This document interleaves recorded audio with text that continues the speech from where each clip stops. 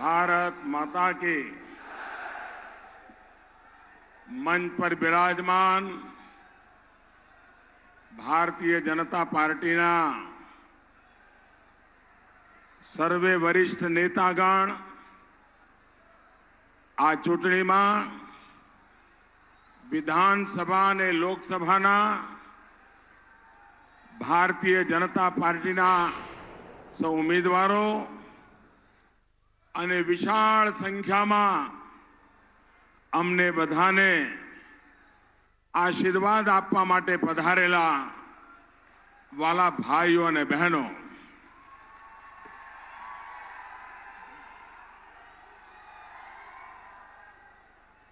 હનુમાન જયંતિ હમણાં જ ગઈ છે. પંચમુખીમાં બરાબર કરી દો કે નહીં? પાટણવાળા તો પંચમુખી વગર પગલું ન ભરે.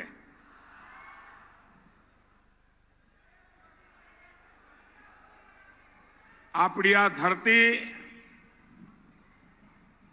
આસુરી તત્વોનો સંહાર કરનાર માં ભગવતી મહાકાળી અને પંચમુખી હનુમાનજી મહારાજ આ ધરતીને વંદન કરું છું. અને પાટણ આવીએ એટલે પાટણ નગરીની જાહો જલાલી સિદ્ધરાજ જયસિંહ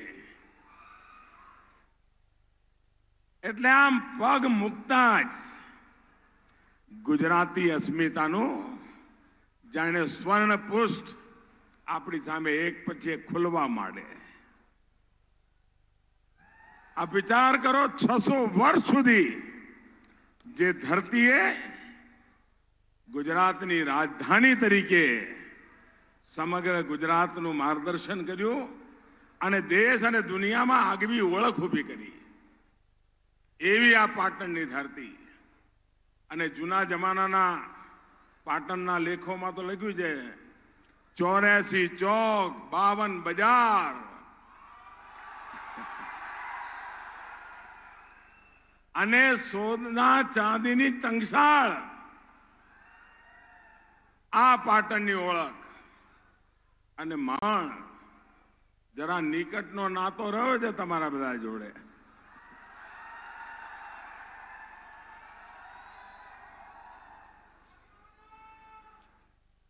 પેલા પાટણમાં અહીંયા મારું રહેવાનું થતું. કાગડાની ખડકી, સોની વાળો, ખીજડાની પોળ,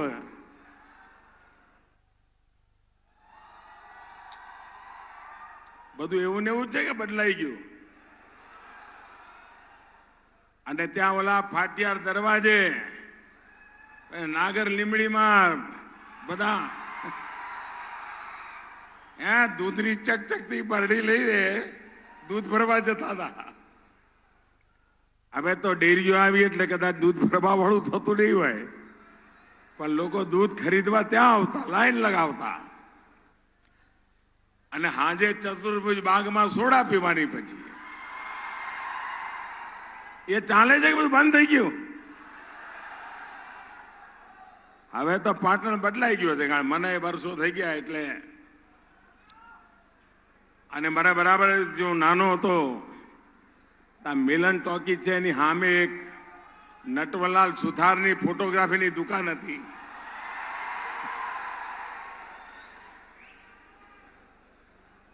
કદાચ મેં જીવનમાં સ્ટુડિયોમાં પહેલો ફોટો પાટણમાં આ નટવરલાલ સુથારના સ્ટુડિયોમાં પાડ્યો હતો.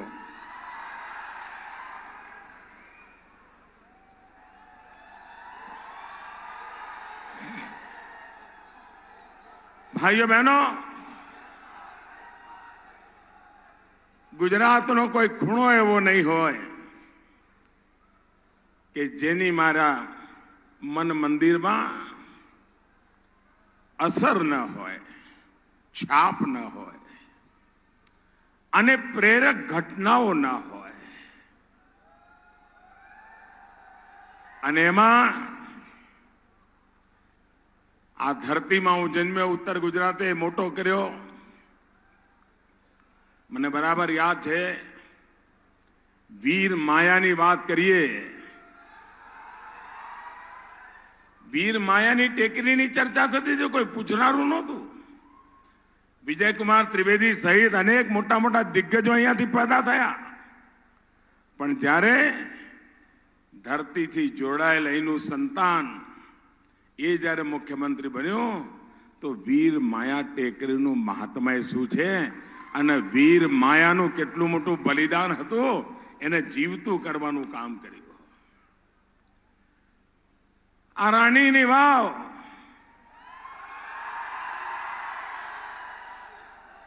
આ કઈ મોદીએ પછી આવીને બનાવી ભાઈ, પણ આજે જાહો જલાલી છે કે નહીં? હાજ પડે લોકો ત્યાં આંટો મારવા જાય છે કે નથી જતા?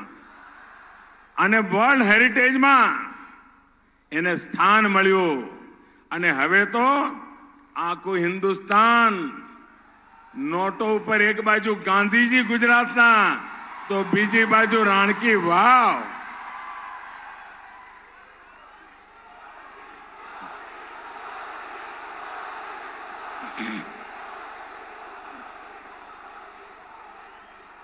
અને આ બધું કર્યું ત્યારે તમારામાંથી કોઈને મેમોરેન્ડમ આપવા નહોતું આવવું પડ્યું ભાઈ. આ બધું એટલા માટે થતું હતું કે તમારી વચ્ચેનો જણ ત્યાં બેઠો છે.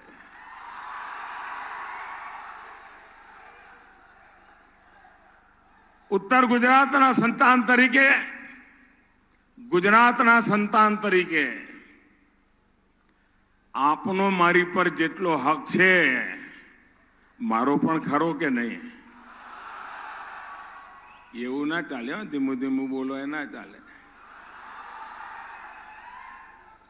અને હકના નાતે એક દીકરા તરીકે જ્યારે તમારી પાસે આવ્યો હોઉં ત્યારે મારે ભાષણ કરવું પડે. આ વખતે જ્યારે પાર્ટી મારા કાર્યક્રમો બનાવતી હતી ત્યારે ગુજરાત ભાજપના લોકોનો મારે આભાર માનવો છે કે એમણે મને કહ્યું કે સાહેબ તમે ગુજરાતમાં બહુ ઓછા આવત હોય, ચાલે દેશમાં તો બધા ફર્યા કરજો ને ગુજરાત સંભાળી લઈશું અમે.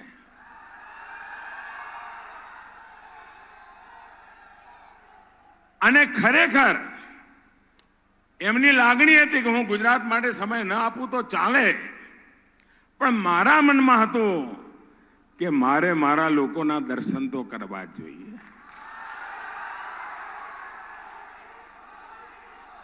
અને એટલે એક પ્રકારે મારા માટે ચૂંટણી સભા નથી, આ તો જેમણે મને મોટો કર્યો એમના દર્શન કરવાનો અવસર છે.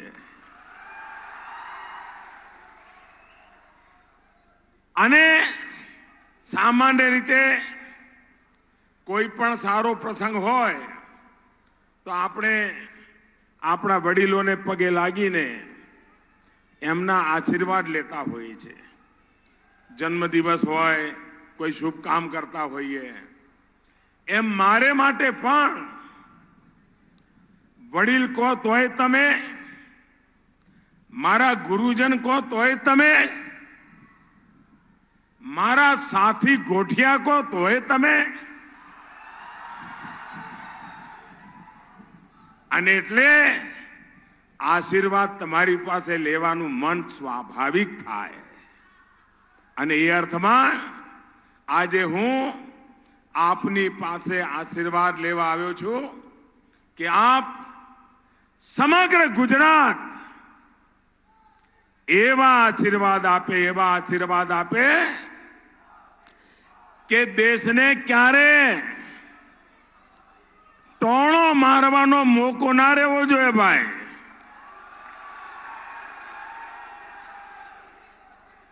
ત્રેવીસમી મે ચૂંટણીના પરિણામો આવવાના છે અને 23 એપ્રિલ તમે મતદાન કરવાના છો, બરાબર ને? હવે 23 મે ચૂંટણી પરિણામો આવે એટલે ફિર એક બાર પણ એમાં એ તો બધું પાકું દેશે નક્કી કરી લીધું છે, તમે પણ નક્કી કરી લીધું છે, પણ માની લો કે એમાં આ બગડો ને છગડો જે છે આપણો, એમાં સહેજ આમ તેમ થાય ને તો દેશમાં ટીવી વાળા આખા દેશની ચર્ચા નહીં કરે, સરકાર બની એની ચર્ચા નહીં કરે, પણ ગુજરાતમાં મોદીજી આનું શું શું કહો જરા મને. હવે આવું તમે થવા દો? કોઈ કાળે થવા દો? ઘરના છોકરાના હાચવાની જવાબદારી કોની ભાઈ? કોની જવાબદારી? તો બરાબર નિભાવશો ને? પાકે પાયે? ભાઈઓ બહેનો, મારું સદભાગ્ય રહ્યું અને મારા અંદર એક વિદ્યાર્થી હંમેશા જીવતો હોય છે. એના કારણે સરકાર શું કહેવાય, વિધાનસભા શું કહેવાય, સરકારનો સહી ખબર નહોતી અને મુખ્યમંત્રીના શપથ લીધા હતા. પછી નક્કી કર્યું કે ભાઈ બધું શીખો, આપણે આ બધું કરવાનું છે. એ તો મને બરાબર છે, હું પહેલા સંઘનું કામ કરતો, આ ખભે થેલો લઈને ફર્યા કરું. તો એક દિવસ જયનારાયણભાઈ વ્યાસના ઘેર ગયો હતો. ત્યારે આ જયનારાયણભાઈ સાહેબ મોટા સાહેબ હતા, સરકારમાં મોટા બાપુ હતા, અને ઘરની બહાર ગાડીઓ ઊભી હોય લાલ લાઈટ વાળી. તો હું જરા આમ સંકોચ કરતો કરતો ગયો, પણ એમણે મને પ્રેમથી બોલાયો અને પહેલી વાર આ જયનારાયણભાઈ પાસે મેં અર્થકારણ શું કહેવાય, ઇન્વેસ્ટમેન્ટ શું કહેવાય, એ ઇન્ડસ્ટ્રીયલ પોલિસી શું કહેવાય, ત્યારે તો હું ભાજપમાં નહોતો, સંગઠનનું કામ કરતો હતો. પહેલી વાર મેં એમને સાંભળેલા એ દિવસે. ત્યારે મને થયું કે આ બધા ઘણા બધા વિષયો આપણે શીખવા પડે. કહેવાનું તાત્પર્ય એ કે જીવનમાં તમે બધા મને એટલો બધો ઘડ્યો છે, આમ ટીપી ટીપીને ઘડ્યો છે,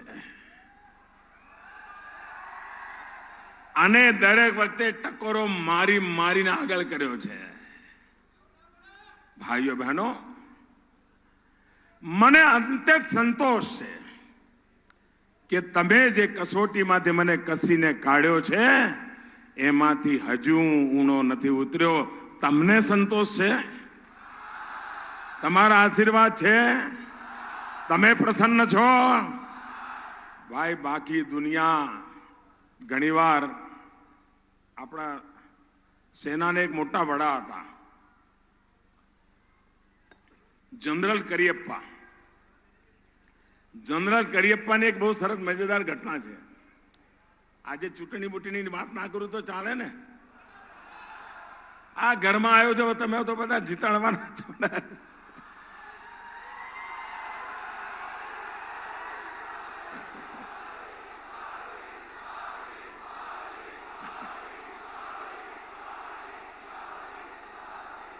આ દેશના સેનાના વડા જનરલ કરિયપ્પાની એક બહુ મજેદાર ઘટના છે. એમના એ મૂળ કર્ણાટકના હતા અને જે ગામમાં જન્મ્યા હતા, એકવાર એમના ગામના લોકોએ એમના સન્માનનો કાર્યક્રમ રાખ્યો અને ખૂબ મોટા થઈ ગયા અને પછી સન્માનનો કાર્યક્રમ રાખ્યો હતો. તો જનરલ કરિયપ્પાએ કંઈ કહ્યું હતું કે દુનિયામાં હું સેનાના વડા તરીકે ડગલે ને પગલે લોકો સલામ કરતા હોય, લાખોની ફોજ સલામ કરતી હોય, વિશ્વના કોઈ પણ દેશના સેનાધ્યક્ષોને મળતો હોઉં તો ત્યાંની સેના પણ માન સન્માન અને સલામ કરતી હોય, માન મર્તબો મોભો બધું જ મળ્યું. પણ જીવનમાં તો આનંદ ત્યારે મને આવ્યો કે જ્યારે મારા ગામના લોકોએ મને બોલાવીને મારા હાથમાં ફૂલનો ગુલદસ્તો મૂક્યો. આજે દુનિયામાં અમેરિકાના રાષ્ટ્રપતિને મોદી મળતા હોય ચીનના રાષ્ટ્રપતિને મળતા હોય, રશિયાના રાષ્ટ્રપતિને મળતા હોય, દુનિયાના અચ્છા મોટા લોકોને મળતા હોય, પણ તમે જયારે હાથ મેળવો ને ભાઈ, ત્યારે એની મજા કઈ વાર હોય,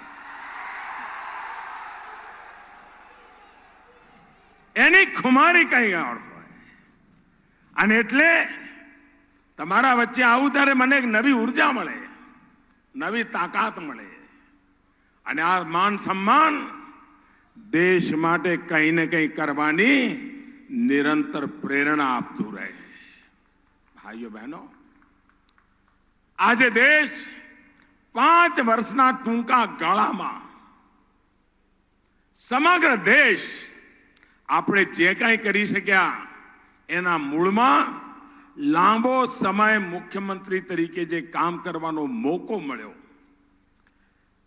છેવાડાના માનવી સુધી સરકારના લાભો કેવી રીતે પહોંચે એની જે શિક્ષણ મળ્યું, એ આજે સંપૂર્ણ દેશમાં મેં કામે લગાડ્યું. અને આ દેશમાં આટલા બધા પ્રધાનમંત્રી થઈ ગયા, પણ હું જેટલો સમય મુખ્યમંત્રી રહીને ગયો તો ત્યાં એટલો સમય રહીને કોઈ પ્રધાનમંત્રી બનેલું હતું નહીં. એટલે એમને નીચેની ખબર બહુ હશે જ નહીં કદાચ. મારું નસીબ હતું કે તમારી સાથે ગ્રાસરૂટ લેવલ પર મને કામ કરવાનો અવસર મળ્યો. અને એના કારણે જે કોઈ નીતિ બની, જે રીતિ બની, એ જમીનથી જોડાયેલી બની. ભાઈઓ, જમીનથી જોડાયેલી બની. અને એના કારણે એને સમાજની તાકાત, દેશની તાકાત, નાગરિકની તાકાત આપોઆપ બળ આપતી રહી. તમે મને કહો, 40 વર્ષ થયા સાહેબ, 40 વર્ષ આ આતંકવાદે હિન્દુસ્તાનના લોકોના આંસુ કોઈ દી સૂકવા દીધા છે? છાસવારે કોઈ ને કોઈ આપણો વિરલો તિરંગામાં લપેટીને આવે, ભારત માતાની જય બોલીને આપણે જવાનિયાઓ બધા એને ખભો આપીએ. આ જાણે એક રોજનો કાર્યક્રમ બની ગયો દેશમાં.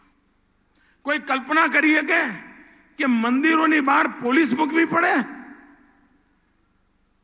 સોમનાથ જાઓ તો પેલો કહે કે ભાઈ બધું બહાર મૂકીને જાઓ અને મેટલ ડિટેક્ટરમાંથી પસાર થાઓ.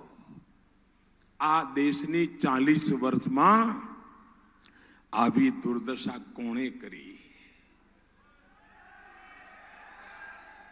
આ આતંકવાદને કોણે પાલ્યો પોસ્યો? આજે જે બરબાદીના આટલા બધા બંજર ઉભા થયા, એના મૂળમાં હવે એમને જેટલું કહીએ એટલું ઓછું છે ભાઈ. હવે મને કહો, એમણે જેવું કર્યું એ કરવા માટે તમે મને મોકલ્યો છે? એવું જ કરવાનું હતું પછી મારી શું જરૂર હતી? મારે તો ગુજરાતમાં ઘણું કામ હતું ભાઈ. આપે મને એના માટે નથી મોકલ્યો. આપે મને મોકલ્યો છે આ પરિસ્થિતિનો મુકાબલો કરવા માટે અને પૂરી તાકાતથી એની સામે. છાસ વારે બોમ્બ ધડાકા થતા હતા કે નહોતા થતા ભાઈ? છાસ વારે બોમ્બ ધડાકા થતા હતા કે નહોતા થતા? મને બરાબર છે. અમારા અરવિંદભાઈ પટેલ પાટણના ધારાસભ્ય થયા પહેલી વાર. ધારાસભ્ય થયા પછી એનું અહીંયા પાટણમાં સરઘસ નીકળ્યું. એના પછી જે હુલ્લડો થયા હતા, 2 અઠવાડિયા સુધી હુલ્લડો ચાલ્યા હતા. એ વખતે આ બધું બંધ થઈ ગયું કે ના થઈ ગયું? આ હવે આજે 15-20 વર્ષનું છોકરું થયું હોય એને કરફ્યુ શું કહેવાય ખબર છે ભાઈ? શાંતિ આવી કે ના આવી? આખા દેશમાં એવી શાંતિ આવે કે ના આવે? છાસ મારે બોમ્બ ધડાકા થતા હતા સાહેબ. મુંબઈમાં તો 26/11નો કેવડો મોટો કાંડ થઈ ગયો.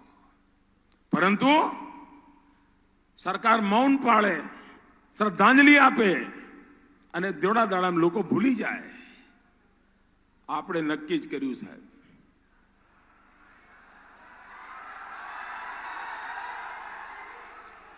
આ ખુરશીને રહેવું હોય તો રહે, જવું હોય તો જાય, કાં હું રહીશ કાં આતંકવાદ રહેશે.